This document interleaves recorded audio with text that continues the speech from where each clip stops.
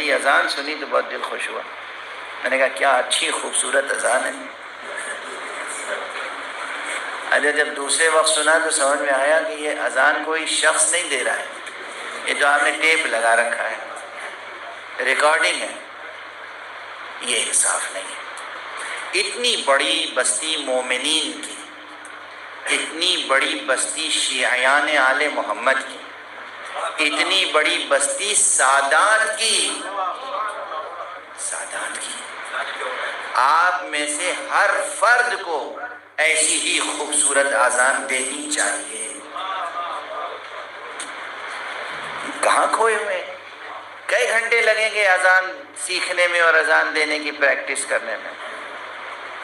نوحہ پڑھنے کی پریکٹس کرتے ہیں آپ لوگ؟ طرز بناتے ہیں، دھن بناتے ہیں، پریکٹس کرتے ہیں، سنگت سجاتے ہیں، انجمنیں سجاتے ہیں، کرتے نہیں کرتے؟ اذان دینے کے لیے آپ نے پریکٹس کرنے کے لیے کوئی کلاس لگائی؟ جبکہ اذان تو اعلان فتح سرور ہے.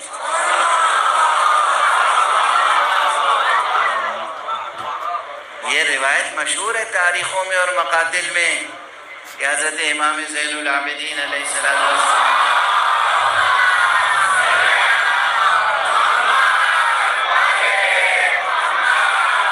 شام کے بازار میں پوچھنے والے ایک شقی نے پوچھا اذیت دینے کی نیت سے کہ علی ابن الحسین بتاؤ کون جیتا؟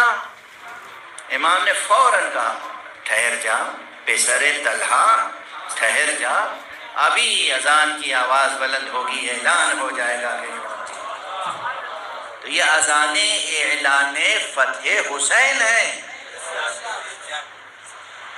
ان اذانوں کے لیے آپ نے محنت نہیں کی کہ صحیح اذان دیں، زیر زبر صحیح ہو، مخارج صحیح ہو، اس کا طرز ادا صحیح ہو، لحن صحیح لحن میں، صحیح طرز میں، صحیح مقام میں آپ اس اذان کو ادا کریں. کتنا بڑا جرم ہے، آپ محسوس نہیں کر رہے کتنی بڑی غفلت ہے. اور اس کے بعد ایک چیز اور ہے، ہمارے یہاں معاشرے میں نماز جماعت کا تو گویا کہ اب وجود ہی نہیں رہ گیا. کیوں؟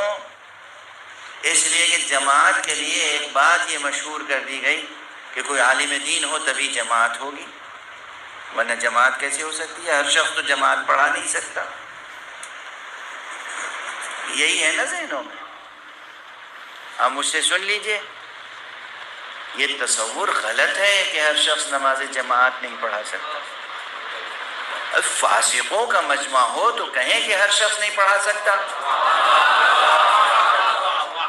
مومنوں کے معاشرے میں کیسے کہیں کہ ہر شخص نہیں پڑھا سکتا؟ آپ کا معاشرہ مگر مومنین کا معاشرہ نہیں ہے. اس زاویے سے سوچا ہے؟ نماز جماعت کا کلچر پیدا کیجئے. جہاں بھی دو جوان اکٹھا ہو جائیں، دو مرد اکٹھا ہو جائیں، نماز کا وقت ہو، ان میں سے ایک امام ہوگا ایک ماموم ہوگا، جماعت ہو جائے گی. مگر کیسے ہوگی؟ بس یہ ذرا سا وضاحت کر دوں. توضیح المسائل میں بہت سے مسئلے امام کے شرائط، یہ سب امام کے شرائط جتنے بھی لکھے ہوں اس سب کو نچوڑ کے میں 3 پوائنٹس میں آپ کو ساری بات بتا دیتا ہوں.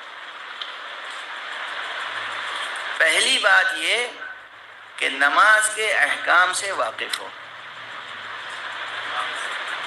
نماز کے احکام یعنی یہ معلوم ہو کہ نماز صبح 2 رکعت ہے، نماز مغرب 3 رکعت ہے، ظہر عصر عشاء 4 رکعت ہے، اور نماز پڑھنے میں کیا کیا واجب ہے.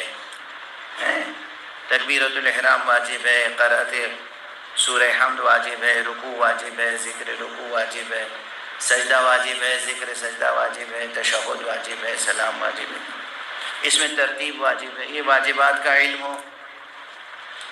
اچھا، اس کے لیے صرف عالم دین مخصوص ہے؟ ہر ایک کو نہیں علم ہونا چاہیے. یہ مکلف جو ہیں آپ میں سے ہر ایک پہ نماز واجب ہے، آپ کو پتہ ہونا چاہیے یا نہیں کہ نماز میں واجبات کیا ہیں. مزید یہ کہ شکوک و شبہات جو ہوتے ہیں نماز میں، سہویات و شکیات، 2 رکعت پڑھی یا 3 پڑھی یا 4، اور اگر یہ شک ہو جائے تو کیا کریں. یہ معلوم ہونا چاہیے. بینک میں اگر چیک پہ غلط دستخط ہو گیا تو کیا کریں، یہ سب آتا ہے. ادھر کی انٹری ادھر ہو گئی، یہ سب آتا ہے. اور نماز میں اگر بھول ہو گئی کہ 3 پڑھی یا 4 تو کیا کریں، یہ کیوں نہیں سیکھا آپ نے؟ جرم ہے آپ کا، گناہ ہے آپ کا، غفلت ہے اور ناقابل معافی غفلت. ہر ایک کو یہ بچے، جوان، بیٹیاں، بیٹے، سب کے لیے عرض کر رہا ہوں. خدا کو منہ دکھانا ہے، امام کو منہ دکھانا ہے، مصطفیٰ کا امتی بننا ہے. نماز سے ایسی غفلت. اور پہلی چیز کہ نماز کے احکام سے واقف ہوں، ٹھیک ہے، یاد رہے گا. دوسری چیز، نماز میں جو جملے ادا ہوتے ہیں وہ انسان صحیح تلفظ اور صحیح زیر زبر کے ساتھ ادا کرے. بس اس سے زیادہ نہیں ہے کوئی پیش نماز کی شرط. اللہ اکبر، اللہ اکبر کہے، اللہ اکبر نہ کہے، مثال کے طور پر. ٹھیک ہے نا، صحیح سیکھ لیں. الحمدللہ صحیح کہیں، ولا الضالین صحیح کہیں. ٹھیک ہے نا، یعنی ایکسنٹ صحیح ہو، پروننسیشن صحیح ہو. اور اچھا یہیں پہ آ کے کہتے ہیں کہ ہم تو جنیر میں پیدا ہوئے، ہماری زبان تو کیا ہے، مراٹھی، تو ہم کیسے عربی ایکسنٹ ادا کر سکتے ہیں؟ اچھا آپ امریکن ایکسنٹ میں انگلش بولنا سیکھ سکتے ہیں، برٹش ایکسنٹ میں آپ انگلش بولنا سیکھ سکتے ہیں، اسپینش سیکھ سکتے ہیں، فرینچ سیکھ سکتے ہیں، ڈچ سیکھ سکتے ہیں، عربی نہیں سیکھ سکتے. کیا کوئی عذر ہے؟ یہ مجرمانہ غفلت ہے، یہ مجرمانہ غفلت ہے. جب تک یہ غفلتیں رہیں گی اللہ کی طرف سے اور محمد و آل محمد کی طرف سے عنایت کی نظر نہیں ہو سکتی. یہ مجرمانہ. اور نماز میں کوئی اتنی بڑی بات نہیں ہے. دیکھیے ابھی میں دن میں بھی ایک نشست میں کہہ چکا ہوں، اگر نماز صحیح کرنی ہو تو ٹوٹل 20 سینٹنسز آپ کو سیکھنے ہیں، 20 جملے عربی کے صحیح سیکھنے ہیں. نہیں سیکھ سکتے، ہینڈی کیپڈ ہیں، ریٹارڈڈ ہیں، مریض ہیں، ایسا گیا گزرا کیس ہے، نہیں سیکھ سکتے. 20 جملے عربی کے نہیں سیکھ سکتے، 20 جملے صحیح تلفظ کے ساتھ. میں گن کے بتا دیتا ہوں 20 جملے کیسے ہوئے. ایک صلوات پڑھ دیجئے محمد.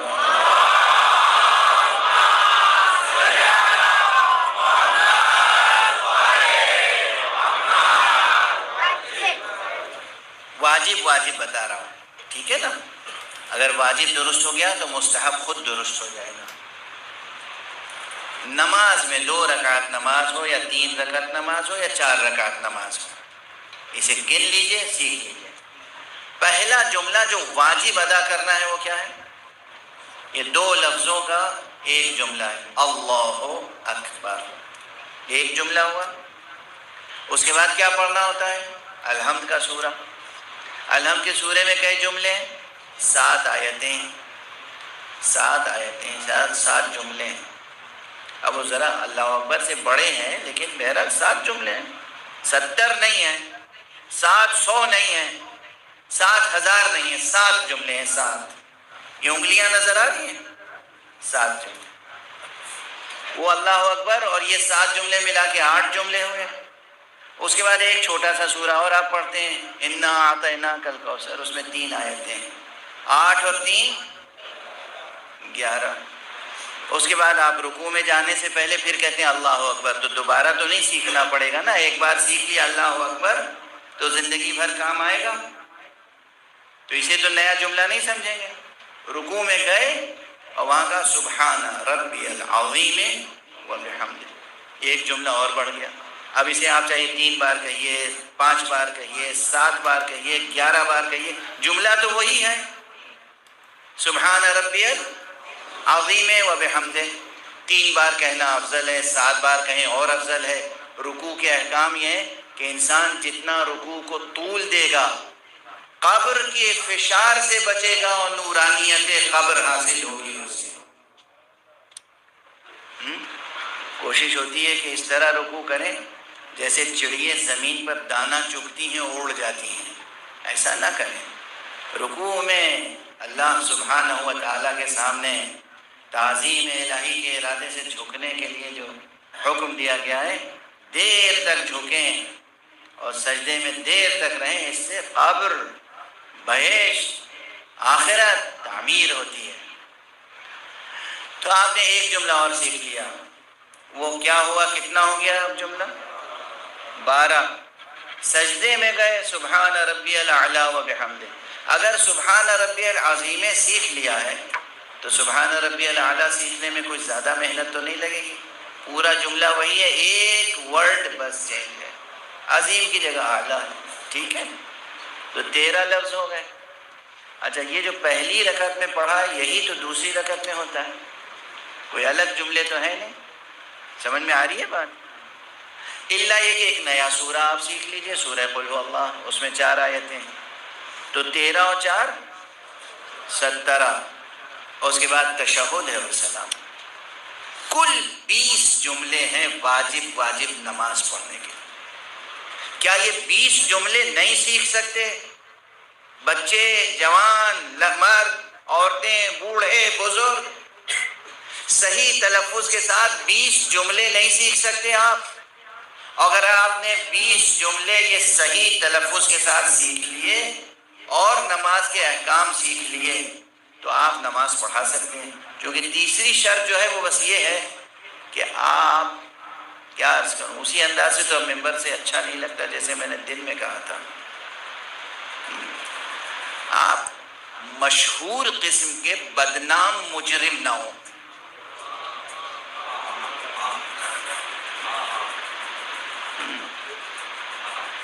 آپ بدنامی میں زیادہ مشہور نہ ہوں، یعنی کیا سمجھ لیں؟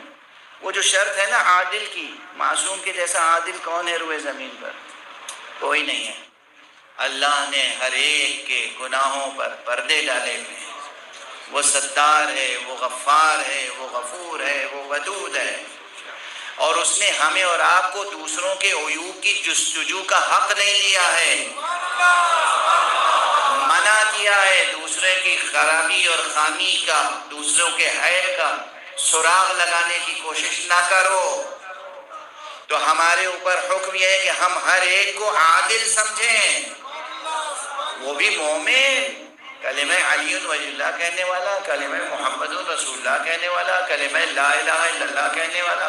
اگر یہ 3 چیزیں ہیں تو انسان نماز پڑھا سکتا ہے۔